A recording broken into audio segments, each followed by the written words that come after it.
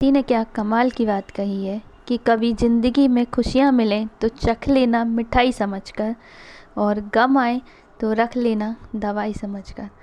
Hello students, आज हम start करते हैं चैप्टर नंबर 2, वस्तुओं के समूह बनाना। ठीक है, आपको क्या करना है, इसमें कुछ वस्तुओं के समूह बनाना है। तो जैसे कि इसमें लिखा है कि दिए गए चित्र में से वस्तुओं को देखकर उनकी जानकारी दोनों सारणी में लिखिए। ठीक है, दोनों सारणी में आपको भरनी है। एक साइड वस्तु लिखनी है, एक साइड लिखना है कि जिनसे वो बनी हुई है। ऐसे ही कुछ पदार्थ लिखने हैं और एक साइड लिखना है जिन पदार्थों से वस्तुएं बनी है। ठीक है, उसके बाद कैसा है गुड़िया, तो गुड़िया किससे बनी होती है, कपड़े से या प्लास्टिक से। ताला लोहा से बना होता है, कंपास प्लास्टिक से बना होता है, हाथपोस कपड़े के बने होते हैं, पेंचकस जो होता है वो आपका लोहे का बना होता है। ठीक है, मोबाइल प्लास्टिक और लोहे का बना होता है। उसके बाद है आपका दूसरी साइड वाली सारणी जो है उसमें लिखा है कांच गिलास कंचे के बने होते हैं, प्लास्टिक जो है वो बोतल और खिलौने की बनी होती है, लकड़ी जो है वो टेबल या कुर्सी की बनी होती है, जो लोहा होता है वो कुर्सी और खिड़की का बना, मतलब लोहे से कौन कौन सी चीज़ें बनती हैं, आपकी कुर्सी बनती है और खिड़की बनती है। ठीक है, यह दरवाजे आप लोग कुछ अपने मन से भी इसमें ऐड करना चाहें तो वो भी कर सकते हैं। अब आगे लिखा है हम अपने चारों ओर की बहुत सी वस्तुएं देखते हैं, इन सभी वस्तुओं की आकृतियाँ रंग तथा गुण भिन्न भिन्न होती हैं। ये सब आप लोग पढ़ लीजिएगा। चलिए हम आते हैं नेक्स्ट पेज पर। इसमें से हमारा पहला विकल्प है निम्नलिखित में से कौन सा पदार्थ जल से पूर्णतः विलेय है। जल में कौन सा पदार्थ पूर्णतः विलेय होता है, तो नमक, जो आपका इसमें सी ऑप्शन है वो सही हो जाएगा। फिर उसके बाद अगला जो दूसरा क्वेश्चन है वो लिखा है निम्नलिखित में से असंगत वस्तुओं को पहचानिए।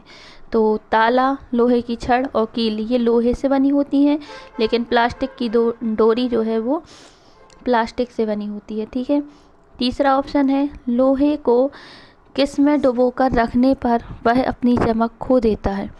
तो लोहे को शीतल पेय में रखोगे तो वो अपनी चमक खो देगा। सरसों के तेल में ज्यों का त्यों रहता है, नारियल के तेल में और केरोसिन में, लेकिन पानी में रखने पर उस पर जंग लग जाती है, और ये तीनों चीज़ें उसे जंग से बचाने वाली हैं। ठीक है, चौथा क्वेश्चन है निम्नलिखित में से चमकदार पदार्थ कौन सा है। तो स्टील की चम्मच सबसे चमकीली होती है। ठीक है, उसके बाद हमारा पांचवा क्वेश्चन है निम्नलिखित में से कौन सी वस्तुएं पारदर्शी होंगी।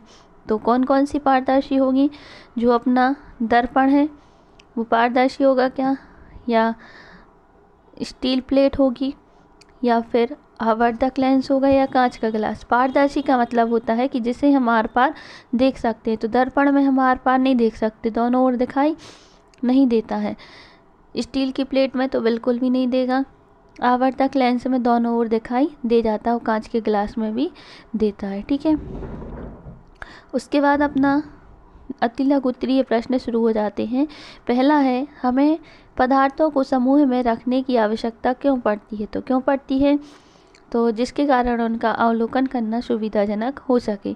पदार्थों को समूह में रखेंगे तो अपन आसानी से उनकी जानकारी प्राप्त कर सकते हैं कि इससे हम क्या क्या बनाएंगे, या उन्हें अलग अलग रखने से हमें पता चल जाएगा कि इससे ये सामान हमारा बन जाएगा। ठीक है, उसके बाद अपन दूसरा क्वेश्चन देख लेते हैं।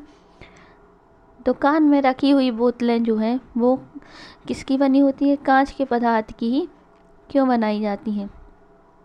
तो कांच के पदार्थ किस लिए बनाई जाती हैं, क्योंकि कांच अन्य पदार्थों से क्रिया नहीं करता है। जैसे आप कांच में कोई सामान भर दोगे तो वो अन्य पदार्थों से क्रिया नहीं करेगा। जैसे एल्यूमिनियम वगैरह के बर्तनों में खाना बनाने से मना किया जाता है कि उसमें अपन को खाना नहीं रखना है, क्योंकि एल्यूमिनियम जल्दी से अपने खाने से क्रिया कर लेता है और उसे विषाक्त बना देता है। जी, प्लास्टिक की जो बोतलें होती हैं उनसे भी कोई भी चीज़ जो है वो जल्दी से क्रिया कर सकती है, लेकिन कांच से नहीं करती है। ठीक है, उसके बाद अपना तीसरा क्वेश्चन है दिए गए पदार्थ से मिलकर बनी हुई विभिन्न प्रकार की वस्तुओं की सूची बनाइए। तो क्या है, लकड़ी से क्या बनता है, ये तो आप अपने मन से भी भर सकते हैं कि लकड़ी से खिड़की, दरवाजे, कुर्सी, टेबल बनती हैं। कागज़ से किताब बनती है, कॉफ़ी बनती है, अखबार भी बनता है। चमड़ा से बेल्ट, जूता, चप्पल, जैकेट वगैरह बनती हैं। प्लास्टिक से कुर्सी, टेबल, बाल्टी, मग, जग, ये सब चीज़ें बनती हैं। रुई से आपकी रजाई, तकिया और गद्दे बनते हैं। ठीक है। इसके बाद चौथा क्वेश्चन है, पदार्थों को किस आधार पर समूहों में बांटा जाता है?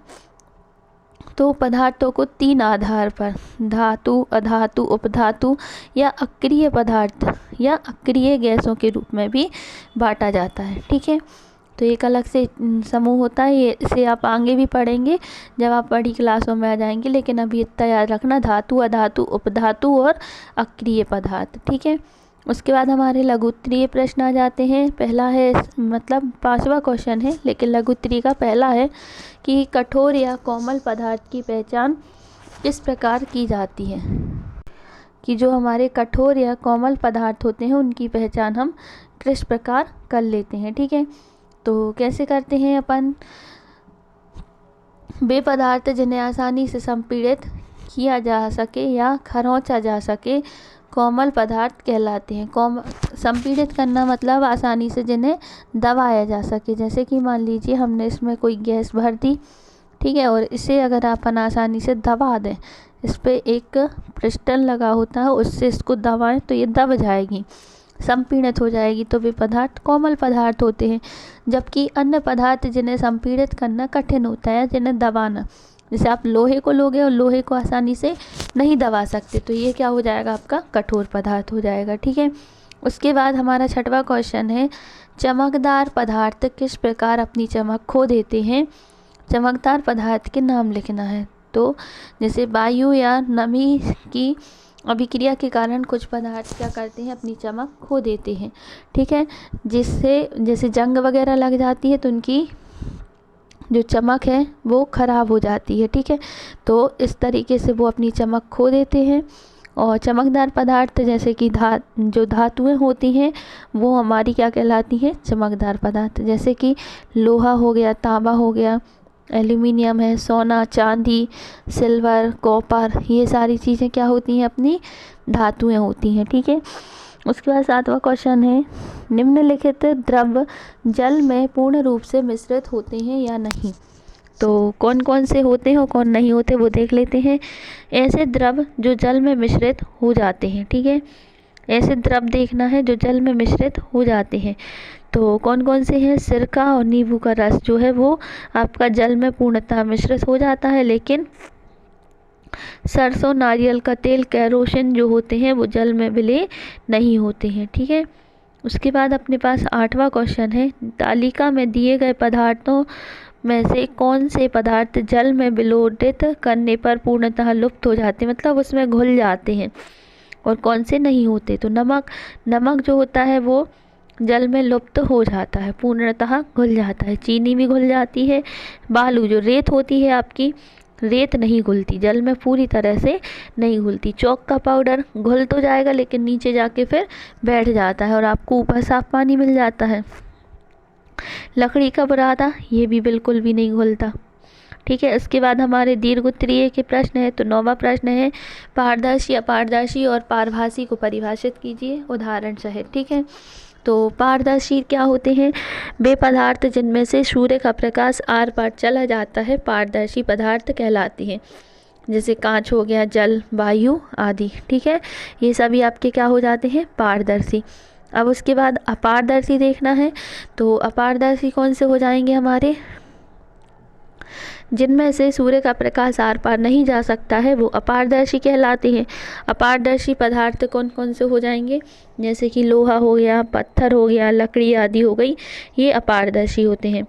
ठीक है। पारभासी, वे पदार्थ जिनमें से सूर्य का प्रकाश आंशिक रूप से आ जा सकता है, थोड़ा बहुत चला जाता है। जैसे अपन कांच का गेट लगा हो तो आर पार दिखाई तो नहीं देगा, लेकिन प्रकाश थोड़ा बहुत ऐसा लगेगा कि अंदर आ रहा है। ठीक है। तो इसके उदाहरण हो जाते हैं तेल लगा हुआ कागज़, क्राउन, कांच वगैरह जो होते हैं ब्राउन से कलर के, उसमें से। उसके बाद हमारा 10वां क्वेश्चन है कि तालिका में दी गई वस्तुओं को जल में डालकर बताइए कि कौन सी वस्तु जल में तैरती है या डूब जाती है। लकड़ी जो होती है वो जल में तैर जाती है। तांबे का तार डूब जाएगा। चौक के टुकड़े डूब जाएंगे।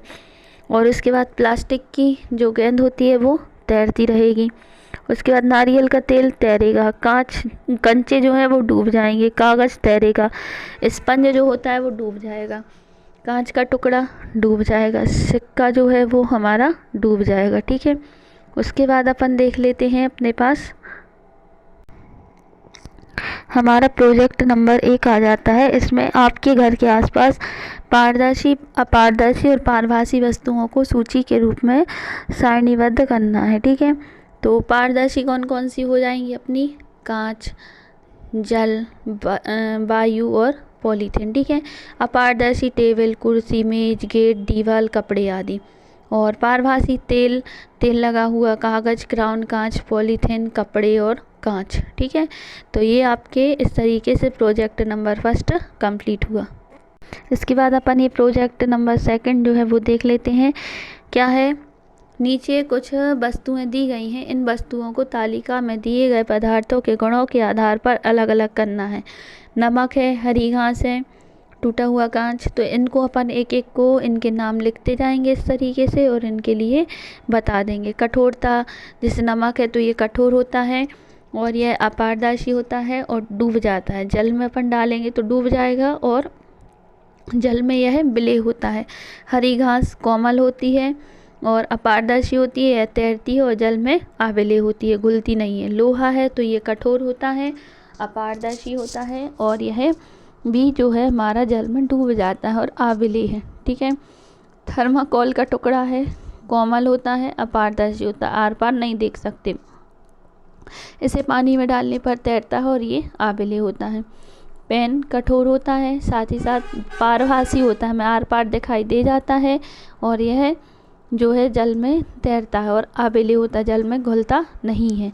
बाल हैं तो बाल कठोर होते हैं हमारे, अपारदर्शी होते हैं, आर पार नहीं देख सकते, जल में डालने पर तैरेंगे और अविलेय होते हैं।